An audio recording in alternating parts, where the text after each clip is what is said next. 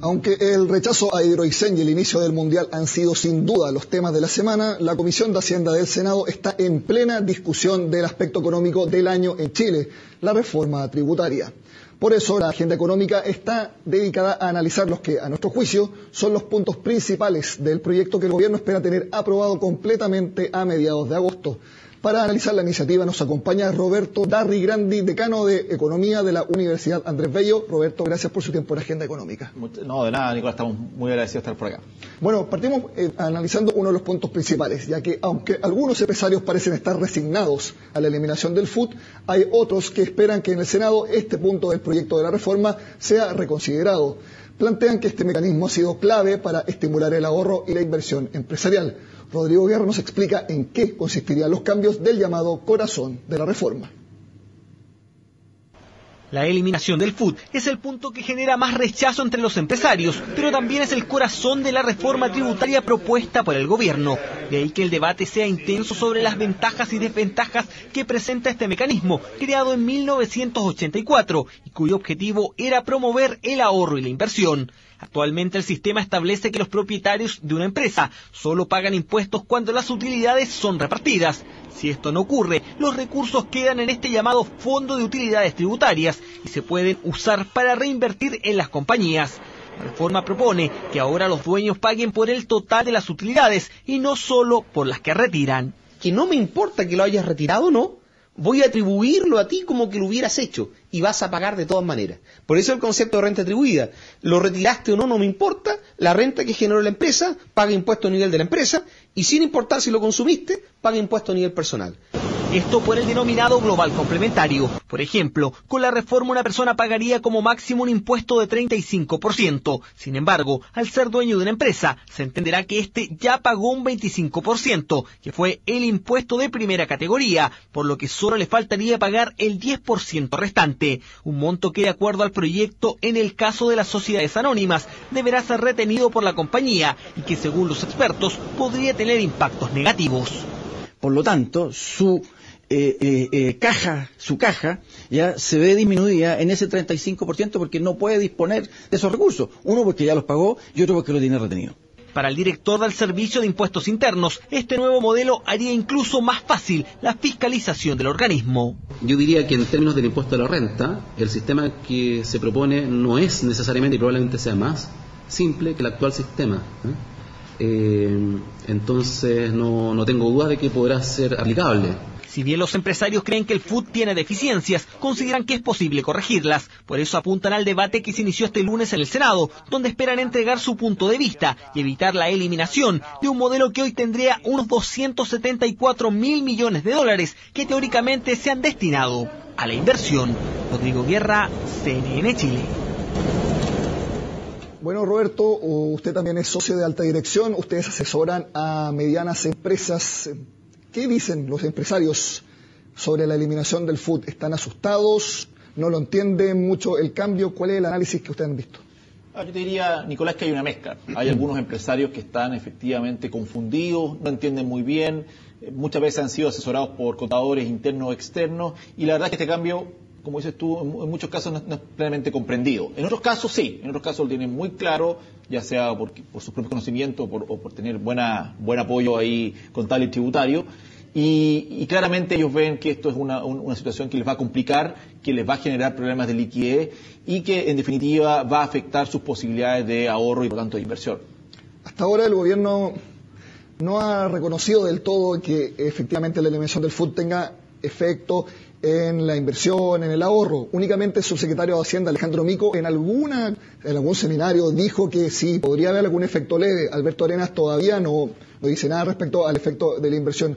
¿Cuál es su análisis? Para mí el análisis es claro, o sea, no hay que ser muy experto para darse cuenta que al aumentar la tasa de impuestos, que va a disminuir la rentabilidad por un lado después de impuestos a las inversiones, al afectar los niveles de liquidez de las compañías y de sus accionistas, claramente acá nos vamos a ver enfrentados a una situación en donde la inversión, nos guste o no, va a disminuir. Ahora, ¿en qué magnitud exacta? Eso es más difícil de decir. Y por tanto ahí un poco me tomo de las palabras de otros economistas y exministros de Hacienda como Andrés Velasco, que han dicho, bueno, ¿dónde están los estudios que avalen esta situación? Que avalen que el hecho de que según el gobierno acá no hay ningún efecto. Y eso claramente creo que no está. Y acá, por lo tanto, creo que hay una mezcla acá, Nicolás, entre una discusión más política, incluso ideológica, y una discusión técnica. Por el lado técnico creo que no hay duda, y cualquier persona que haya tomado un curso de introducción a la economía sabe que esto va a afectar definitivamente el ahorro y la inversión. De hecho, a mí me llama la atención que los únicos economistas que han apoyado la reforma son los que están en el gobierno. De 9 de cada 10 seminarios que uno ve, que va y que busca reacciones, son todas contrarias, hablan del efecto negativo. Entonces, es netamente una decisión política más que económicamente con fundamento. Yo creo que sí, yo creo que acá hay un objetivo claro que tiene el gobierno de recaudar estos 8.200 millones de dólares de reforma tributaria, aumentar en 3 puntos sobre el PIB esta recaudación. Y de alguna manera acá han dicho, ¿sabes qué más? Echémosle para adelante, hagamos esto. Y esto hay que tenerlo bien claro, ¿eh? Esto no solamente son los economistas o abogados o contadores de, por decirlo así, consejo político de derecha o centro derecha. Acá hay muchas personas que son o han sido la Concertación o hasta la nueva mayoría. Eduardo Arinat, Andrés Velasco. Múltiples personas. Algunas en on y otras en off, pero que han comentado y que esto obviamente tiene efecto. Entonces, yo creo que acá la discusión hoy día ya no es tanto si va o no va. La reforma tributaria va y esto es un dato. Sin embargo, la pregunta es el cómo. ¿Cuáles son los mejores instrumentos, las mejores herramientas? Y ahí creo que el gobierno, en lo que fue la etapa anterior, en la Comisión de la Cámara de Diputados y ahora lo que viene en el Senado, debería mostrar una mayor apertura y debería tener claridad que acá los argumentos no son solamente porque los empresarios, por ejemplo, no quieren pagar per se o porque los economistas que nos dicen esto están secados políticamente. Acá hay un tema real y que de verdad a muchos nos preocupa el futuro de nuestro país. Bueno, uno de los efectos de la eliminación del FUT es el famoso concepto de renta atribuida, que es el concepto que analizaremos a la vuelta de esta pausa comercial en Agenda Económica.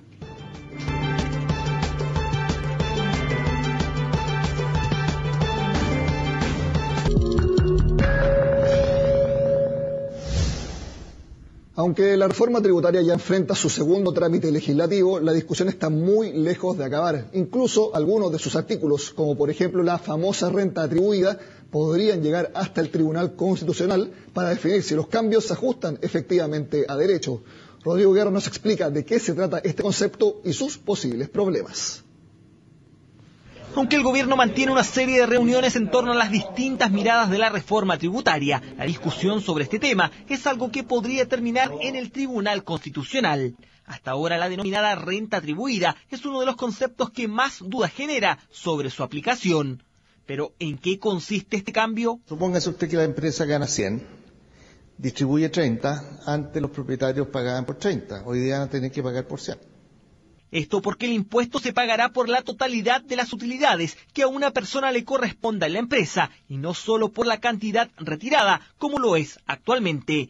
Desde Renovación Nacional insisten en que una medida así violaría la legislación vigente. Cuando yo a alguien lo hago pagar en función de una expectativa de algo que no necesariamente es real, le estoy afectando su patrimonio. Y esa es la principal razón por la que nosotros consideramos de que tiene vicios de inconstitucionalidad. Incluso en la nueva mayoría, este es un tema que inquieta. Hay que legislar bien. Por eso mismo hay que recoger todos los antecedentes para saber, ¿no es cierto?, que no tiene ni va a tener ningún vicio de constitucionalidad. El ministro de Hacienda no quiso profundizar en este ámbito, pero sí se mostró dispuesto a analizar las críticas que hoy genera la denominada renta atribuida. Nosotros vamos a trabajar, digamos, todas aquellas materias y técnicas que se le están proponiendo, digamos, al proyecto de ley. Paciencia respecto, digamos, de cuáles son las principales indicaciones que se llevan adelante. Reforma tributaria que por ahora se mantiene en el Senado, pero que al parecer aún tendrá que pasar por varias instancias antes de convertirse en una realidad. Rodrigo Guerra, CNN Chile. Roberto, hablan de inconstitucionalidad de la renta atribuida.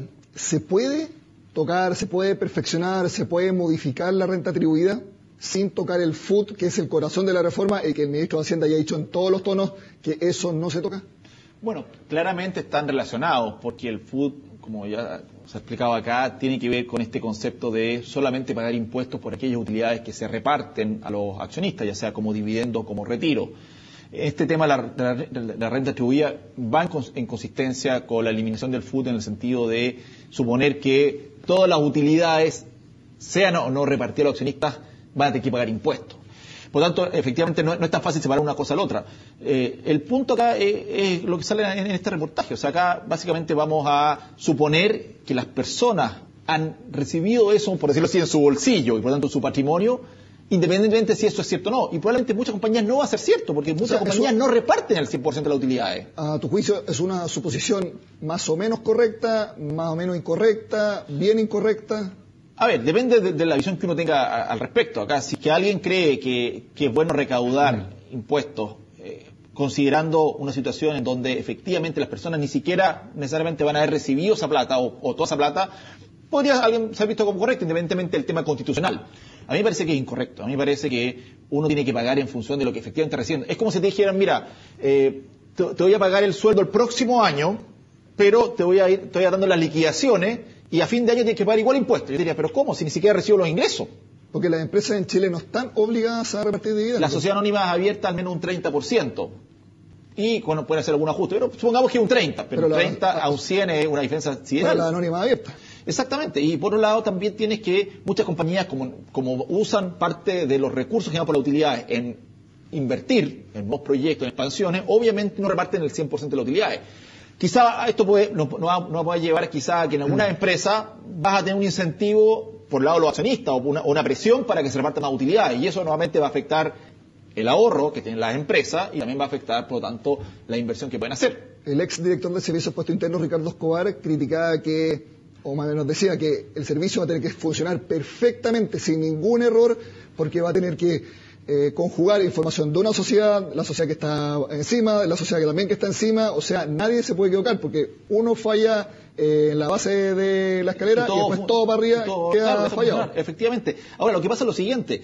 Este 25% de impuestos de primera categoría más el 10% de renta atribuida da un 35%. Si efectivamente finalmente se aprueba que la tasa máxima de las personas baja del 40 al 35%, para las personas de alta renta, entre comillas, va lo mismo, que igual van a pagar un 35%, claro. Más este concepto. El problema, ¿sabes dónde va a ser? En las personas que, por ejemplo, tienen un tramo del 20%, que, según la ley, te deberían devolver la diferencia entre el 35 y el 20, ese 15%, pero como van a tener este problema que es un problema práctico de computar simultáneamente a todas las compañías, cosa que no va a ocurrir, porque ahí tienes claro, no todas las empresas generan su estado financiero y la información al mismo tiempo. Y por lo tanto, lo más probable que va a pasar, y como lo han dicho algunos expertos, es que a muchas personas le van a rechazar su declaración de impuestos, hasta esperar tener todos los resultados. Y eso va a afectar definitivamente, sobre todo, no a las personas de más alto ingreso, que igual van a pagar el 35, sino a las personas de ingresos medios o medios bajos, que se van a ver afectados en este tipo en la posibilidad de recibir estos recursos de vuelta, por ejemplo. Tú hablas de que se ven afectados en los ingresos medios, y uno de los conceptos que se ha atribuido a esa afectación ha sido el posible aumento en el valor de las viviendas, un tema que también analizamos en el próximo bloque de este especial de la reforma tributaria.